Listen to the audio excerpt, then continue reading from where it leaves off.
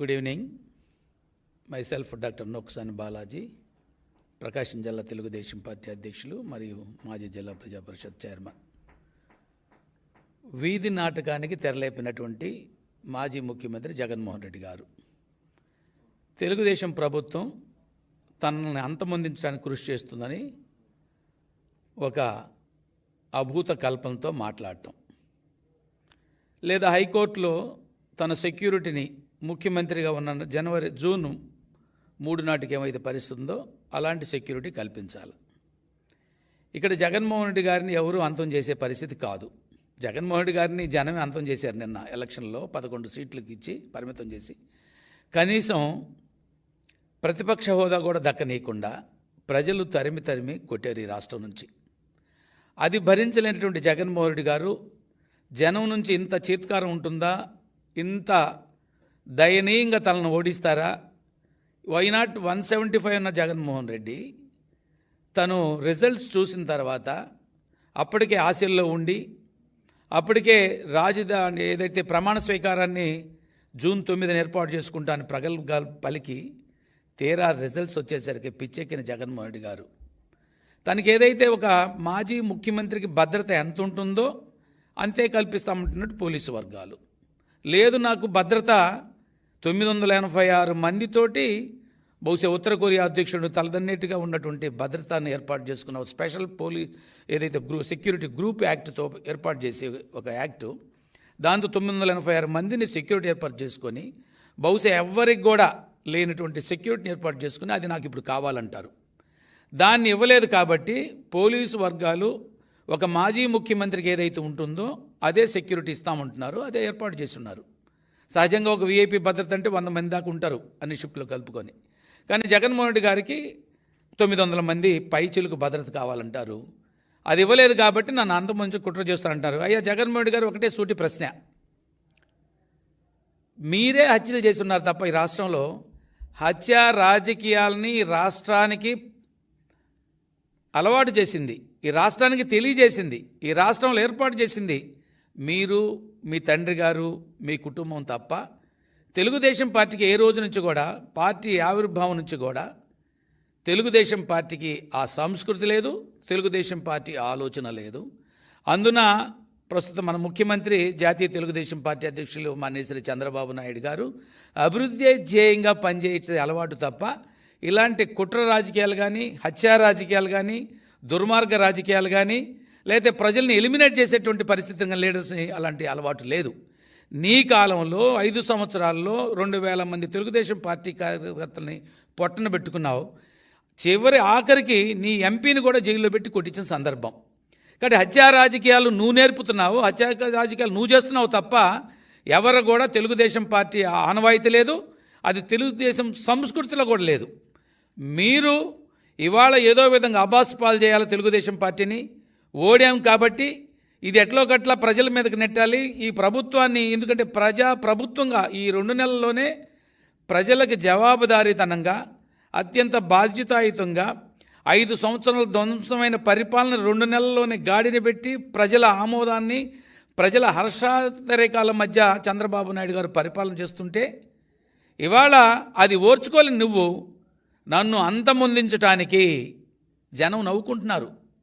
అయ్యా మేము అంతమొందించాం కదా నేను రాజకీయంగా, తిరిగి కొత్తగా ఎవరు అంతమొందించాలి నిన్ను? అవసరం లేదు, ప్రజా జీవితం నుంచి తరిమి కొట్టాము, ఇక నిన్ను చూడటం అంటే మమ్మల్ని మేము హత్య చేసుకున్నట్టే, కాబట్టి నీ ముఖం కూడా చూడటానికి సిగ్గుగా ఉందని జనం ఓ బ్రహ్మాండమైన తీర్పు ఇస్తే అది ఓర్చుకోలేని జగన్మోహన్ రెడ్డి గారు తను అధికార పార్టీ మీద లేదా తెలుగుదేశం జనసేన బీజేపీ కూటమి మీద ఒక అభాండం వేస్తున్న పరిస్థితి. జనం ఎవరు నమ్మలేదు కాబట్టి ఆ రోజు నీకు 151 సీట్లు ఇచ్చినా 5 సంవత్సరాల్లో నువ్వు 175 అన్నా కూడా ఇవాళ 11 సీట్లకు పరిమితం చేసి ప్రతిపక్ష హోదా కూడా లేదు నీకు.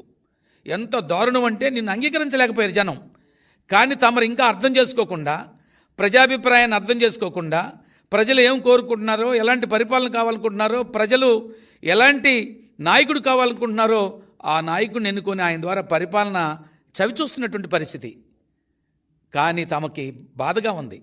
నీ చెల్లెళ్ళు నేను రాష్ట్రంలో కోరుకున్నారు, మాకు రక్షణ కల్పించండి జగన్మోహన్ రెడ్డి గారిని. గురించని. ఒక పక్కన షర్మిల గారు, మరో పక్క సునీత గారు. సొంత తండ్రిని కోల్పోయి అన్న మా నాన్నను చంపేశారు చూడంటే ఉదయం పూటేమో గుండెపోటు అన్నావు, సాయంకాలానికి గొడ్డలిపోటు అన్నావు, 3 సెకండ్ మరుసటి రోజు ఉదయంకి వచ్చేసరికి నారాసుర రక్త చరిత్ర చంద్రబాబు నాయుడు గారు రద్దు చేయించారన్నావు. ప్రజలు అర్థం చేసుకున్నారు. హైకోర్టులు ఏం చెప్పినాయి, లేదా అసలు సిబిఐతో ఎంక్వైరీ చేయించమన్నావు. నువ్వు ప్రభుత్వంలోకి వచ్చినాక సిబిఐ ఎంక్వైరీ పని లేదన్నావు. కోర్టుల్లో ఒక ఆర్డర్ తెచ్చుకున్నావు దీని గురించి చర్చించకూడదు అని. అంటే ప్రతి క్షణం నువ్వు ఈ రాష్ట్ర ప్రజలు అమాయకులు, ప్రజలు అర్థం చేసుకోలేరు, ప్రజలకు అవగాహన లేదు, ప్రజలకు జ్ఞాపక శక్తి లేదు, ప్రజలు నేనేం చెబితే తింటారు. ఎందుకంటే ఒక మోసగాడిని, హత్యా రాజకీయాల్లో రాటుదేలినటువంటి వాడిని, ఆ రోజు పరిటాల రవి లాంటి వారిని కూడా అంతమొందించినటువంటి కుట్రలో భాగస్వామిని, నన్నే నమ్మి ఓటేసి 151 సీట్లు తెచ్చినటువంటి జనాన్ని ఎలాగైనా మోసం చేయొచ్చు. ఒకసారి ఈ మోసంని ప్రజలు అర్థం చేసుకుని తిరగొట్టారు. అయినా కూడా మరొకసారి మోసం చేయాలనే ఉద్దేశంతో నువ్వు చేస్తున్నటువంటి ప్రయత్నాలు అయితే ఉన్నాయో ప్రజలు హర్షించే స్థితిలో లేరు, అంగీకరించే స్థితిలో లేరు. నీ హత్యా రాజకీయాలను జనం అర్థం చేసుకున్నారు. నువ్వెంత దుర్మార్గుడువో ఆఖరికి చెల్లి, తల్లి అందరూ కూడా రోడ్ల వెంబడి తిరగాల్సిన పరిస్థితి వచ్చింది. నీ నుంచి రక్షణ వాళ్ళు కోరుకుంటున్నారు. ఇవాళ నిన్ను అంతమొందించాల్సిన అవసరం తెలుగుదేశం ప్రభుత్వానికి కానీ ఈ కూటమికి కానీ ఎటువంటి పరిస్థితి లేదు, ఆలోచన లేదు. ఆలోచన చేసే తీరిక కూడా ఇవాళ అధినాయకుడు చంద్రబాబు నాయుడు గారికి లేదు. కారణం ఆయన చూస్తున్నారు ఈ రాష్ట్రంలో ఏం జరుగుతుందో. రాత్రంతా నిర్విరామంగా ఈ అధికారులతోటి, పోలీస్ అధికారులు, కలెక్టర్లతో, ఆఫీసులతో రివ్యూలు చేస్తూ రాష్ట్రాన్ని ఎలా గాడిన పెట్టాలి, ధ్వంసమైన ఆంధ్రప్రదేశ్ని ఎలా ముందుకు తీసుకెళ్ళాలి. ఒక పక్క హత్యా రాజకీయాల్లో రాష్ట్రం అల్లకల్లోలమైంది. గంజాయి రాష్ట్రంగా, గంజా హబ్గా ఆంధ్రప్రదేశ్ భారతదేశంలోనే ఒక గంజా హబ్గా మిగిలిపోయినటువంటిది. లేకపోతే ఈ యొక్క చీప్ లిక్కర్ తోటి ప్రజల జీవితం చెలగాటాడావు. అనేక మంది రాజకీయ నాయకుల్ని జైల్లో తోసేసావు, అనేక మందిని చంపించావు. తోట చంద్ర అయినటువంటి పల్నాడులో జై జగన్ అనలేదని జై చంద్రబాబు నాయుడు గారు అన్నని గొంతు కోయించినటువంటి సంఘటన కాదా?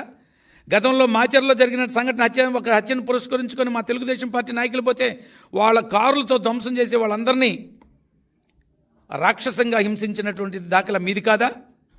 అంటే జనము మీరు మోసం చేయాలనుకుంటున్నారు. ఇంకా కూడా నిన్ను కనీసం ప్రతిపక్ష హోదా కూడా లేకుండా మిమ్మల్ని దారుణంగా ఓడించి ప్రజా జీవితం నుంచి బయటికి పంపించడానికి ప్రయత్నం చేస్తే ఇంకా సిగ్గు లేకుండా తగుదనమ్మంటూ గురువింద సామెతలాగా ఈరోజు వచ్చి నన్ను తెలుగుదేశం ప్రభుత్వం లేదా కూటమి ప్రభుత్వం అంతమొందించాలని చూస్తుంది.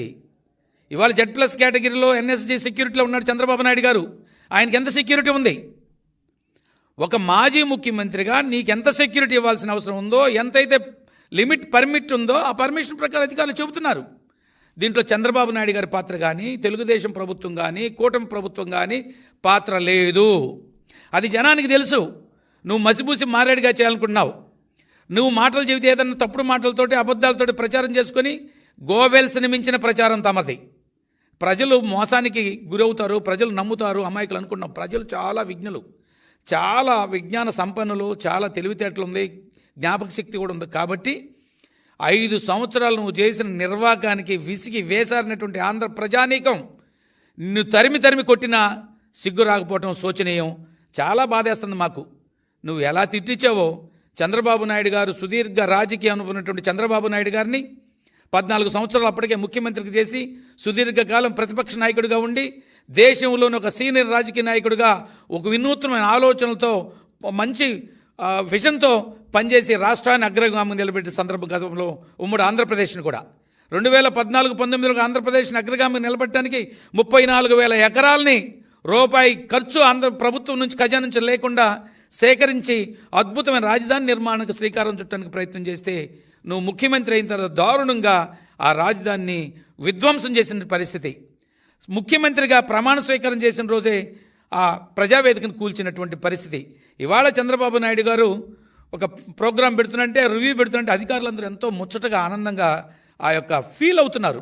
చంద్రబాబు నాయుడు గారి అలాంటి సమర్థవంత నాయకత్వం కింద ఈరోజు పనిచేసేటట్టు అదృష్టం కలుగుతుందని IAS, IPS మిగతా ఆఫీసర్లు కూడా హ్యాపీగా ఉన్నారు. 5 సంవత్సరాలు ఏ రోజున ప్రెస్ మీట్ పెట్టావా? పరదాలు కట్టుకున్నావు. నువ్వు వస్తున్నావంటే చెట్లు నరికించావు, నువ్వు వస్తున్నావంటే ఎక్కడ వాళ్ళని అక్కడ అరెస్ట్ చేయించావు. అది ఈ రోజు ఉన్నదా?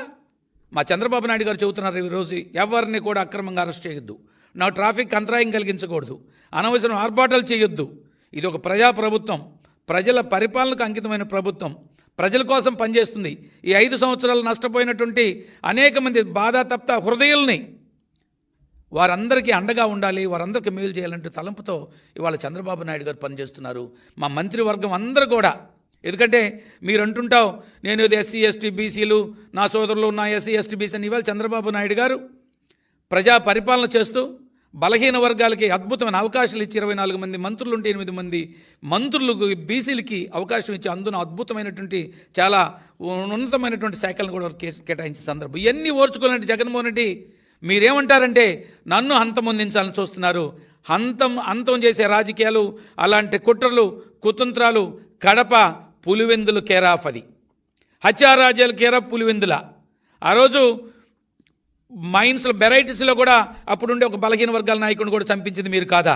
ఆ రోజు నుంచి ఈ రోజు వరకు అప్రతిఘటంగా హత్యా రాజకీయాలు చేస్తున్నటువంటి జగన్మోహన్ రెడ్డి, మీరు ఈ ప్రభుత్వం మీద ఆరోపణలు చేయటం అంటే ఆకాశం మీద ఉమ్మేసినట్టే, అది తిరిగి నీ ముఖం మీద పడుతుందనేటువంటి ఆలోచన గుర్తుంచుకో. ఏమనుకుంటున్నారంటే మీరు నేనేం చేసినా చెల్లుతుందంటారు. 100 గొడ్లు తిన్న రాబంధువు కూడా ఏదో ఒక రోజు చిన్న గాలివాన కూడా పోతుందన్న చందంగా 5 సంవత్సరాలు నువ్వు చేసిన అరాచకత్వానికి విసిగి వేసారిన జనం ఈ దుర్మార్గుడు పరిపాలన ఇక చూడలేము. ఇలాంటి దుర్మార్గుడు రాష్ట్రంలో అధికారంలో ఉంటే ప్రజా వ్యవస్థలన్నీ నాశనం అయిపోయినాయి, కనీసం ప్రజలకు బ్రతకలేరు. కాబట్టి ఇక్కడి నుంచి పంపించాలి, అధికారం నుంచి పంపించాలి, ఈ చైర్లో కూర్చొని అర్హత లేదని నీకు 11 సీట్లకు పరిమితం చేస్తే ఇంకా బుద్ధి లేకుండా ప్రతిపక్ష నాయకుడు హోదా లేకపోయినా రాకపోయినా నాకు 900 మంది సెక్యూరిటీ ఇవ్వమంటావు. ఎవడు సొమ్మని 986 మంది భద్రతతో అనూహ్యంగా ఎవరికి లేనటువంటి భారతదేశంలో లేనటువంటి సెక్యూరిటీ ప్రధానమంత్రికి కూడా లేదు నీ అంత సెక్యూరిటీ. ఆ రోజు 100 కోట్ల రూపాయలు నీ సెక్యూరిటీకి, 5 సంవత్సరాలు 296 కోట్ల రూపాయలు సెక్యూరిటీకి ప్రత్యేకించి ఆ స్పెషల్ ప్రొటెక్షన్ గ్రూప్ అని పెట్టుకొని దానికి దుర్వినియోగం చేసిన పరిస్థితి. నీ హత్యా రాజకీయాలను జనం అర్థం చేసుకున్నారు. డాక్టర్ సుధాకర్ని చంపించావు. అనేక మంది ఎస్సీ లీడర్లు మాట్లాడితే ఏదైనా విషయం చేస్తే మాస్ కావాలని కొడితే వాళ్ళని చంపించావు. కడపలో పూర్వమామిళ్ళు అనుకుంటాను, ప్రొద్దుటూరులో ఒక బీసీ నాయకుడిని చంపించావు. ఇవన్నీ మీరు చేసి ఇవాళ నన్ను అంతమొందించడానికి ప్రయత్నం చేస్తున్నారంటే అంతమొందించే రాజకీయాలు వైసీపీవి. అది జగన్మోహన్ రెడ్డికి వెన్నతో పెట్టిన విద్య. సొంత చిన్నాన్నని చంపి ఈ రోజుకు కూడా పశ్చాత్తాపం లేకుండా నీ చెల్లెలు, నీ తోడబుట్టిన చెల్లెలు, చనిపోయినటువంటి నీ చిన్నాన్న కూతురు డాక్టర్ సునీత గారు ఈరోజు అలో రామచంద్ర మా చిన్నాన్న చనిపేశారు, దానికి ఒక మళ్ళీ తెలియజేయండి, వాస్తవాలు చెప్పండి, దుర్మార్గులు శిక్షించంటే హత్య చేసినటువంటి నీ సోదరులను కాపాడుకోవడానికి ప్రయత్నం చేస్తున్నటువంటి జగన్మోహన్ రెడ్డి గారు ఇవాళ చంద్రబాబు నాయుడు గారి మీద ఆరోపణలు చేయటం అంటే, లేదా తెలుగుదేశం పార్టీ మీద ఆరోపణలు చేయటం అంటే ప్రజలు అసహించుకుంటారంటే ఇంగిత జ్ఞానం కూడా లేదు. ఇలాగే మాట్లాడితే ఉన్న 11 సీట్లు కాదు కదా, కనీసం ఆంధ్రప్రదేశ్లో నిలవ నీడు కూడా ఉండకుండా జనం తరిమి కొడతారు. ఆయన అన్నాడు స్పీకర్గా ఉండి, స్పీకర్ కాకముందు మన అయ్యన్న పాత్ర గారు ఆ పాము చచ్చిపోలేదు, పాము చచ్చిందాక కొట్టాలని. దాని అర్థం ఏంటంటే నిన్ను చంపమని కాదు, నీ భావజాలం, నీ ఆలోచన, నీ మనస్తత్వం, నీ క్రికెట్ పాలిటిక్స్, నువ్వేదైతే జనాన్ని ఎడ్యుకేట్ మిస్లీడ్ చేయాలనుకుంటున్నావో, మెస్మరైజ్ చేయాలనుకుంటున్నావో, ప్రజలను పాయిజనస్ చేయాలనుకుంటున్నావో, నీ ఆలోచన విధానాన్ని చంపేయాలన్నాడు.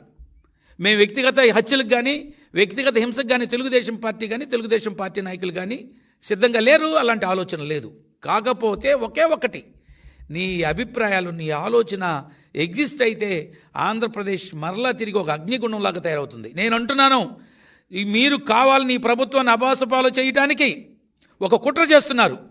ఈ ప్రభుత్వాన్ని ప్రమాదపడ అంచుల్లో నెట్టడానికి, ప్రజలను ఒక తిరుగుబాటు ఆలోచన చేపించడానికి ఏదో జరుగుతుంది అపోత కల్పనలతో, ఈ యొక్క సోషల్ మీడియాలో ఫేక్ ప్రకటనలతో, ఫేక్ ఆలోచనలతోటి ముందుకు తీసుకెళ్ళి రాష్ట్రాన్ని భ్రష్టు పట్టించాలి మీరు చేస్తున్నారు. కానీ ప్రజలందరూ కూడా ఇవాళ చంద్రబాబు నాయుడు గారి యొక్క సారథ్యంలో ఉచిత ఇసుక ఇస్తున్నాం. నువ్వు ట్రాక్టర్కి 8,000 తీసుకున్నావు, ఇవాళ ఉచిత ఇసుక, ఓన్లీ ట్రాన్స్పోర్ట్ ఖర్చు. అది కూడా రేపు సచివాలయాల నుంచే ఆ ఉచిత ఇసుక విధానాన్ని తీసుకొచ్చి అది అందింది వినియోగదారుడికి అన్న తర్వాతనే ఆ ట్రాన్స్పోర్ట్ ఛార్జెస్ కూడా ఇవ్వమనేటువంటి ఒక ప్రత్యేక ప్రతిపాదన కూడా చంద్రబాబు నాయుడు గారు పెట్టున్నారు. ఇవాళ నిన్నటి నుంచి అధికారులతో రివ్యూ మీటింగ్స్ పెడుతున్నారు, ఏం చేయాలి, రాష్ట్రాన్ని ఎలా బాగుపరుచుకోవాలని. కాబట్టి హత్యా రాజకీయాలకి పేటెంటు జగన్మోహన్ రెడ్డి గారు, హత్యా రాజకీయాలకు పేటెంటు వైఎస్ఆర్ కాంగ్రెస్ పార్టీ, హత్యా రాజకీయాలకు కేరాఫ్ పులివెందుల కడప జిల్లా. ఇక్కడ తెలుగుదేశం పార్టీ ఆవిర్భావం నుంచి కూడా నాటి మహనీయుడు ఎన్టీ రామారావు గారి దగ్గర నుంచి నేటి ముఖ్యమంత్రి చంద్రబాబు నాయుడు గారి దగ్గర ఆలోచన చేయటానికే ఆలోచనే రానటువంటి ఒక ప్రజాస్వామికవాదులుగా ఒక డెమోక్రటిక్ యాటిట్యూడ్ కలిగిన నాయకులు తెలుగుదేశం పార్టీ నాయకులను చదివిస్తూ ఇలాంటి అబద్ధపు ఆలోచనతో అభూత కల్పంతో ఈ రాష్ట్ర ప్రజలను మోసం చేయాలనుకుంటే వచ్చిన 11 సీట్లు కూడా దిక్కుండదు. మరలా తమరు ఈ ప్రజా జీవితం లేకుండా ఆంధ్రప్రదేశ్ ప్రజలు మిమ్మల్ని తరిమి కొడతారని సెలవిస్తూ, ఇది ప్రజాప్రభుత్వం, బడుగు బలహీన వర్గాల ప్రభుత్వం. ఈ ప్రభుత్వంలో ప్రతి ఒక్కరికి న్యాయం చేయాలన్నటువంటి ఆలోచనతో ముందుకెళ్తున్న ప్రభుత్వం.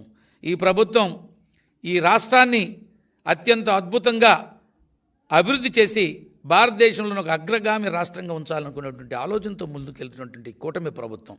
ఈ ప్రభుత్వం మీద అవాకులు చవాకులు పేలితే ప్రజలు నీ ముఖం మీద ఉమ్మేయటం ఖాయమని తెలియజేస్తున్నాను.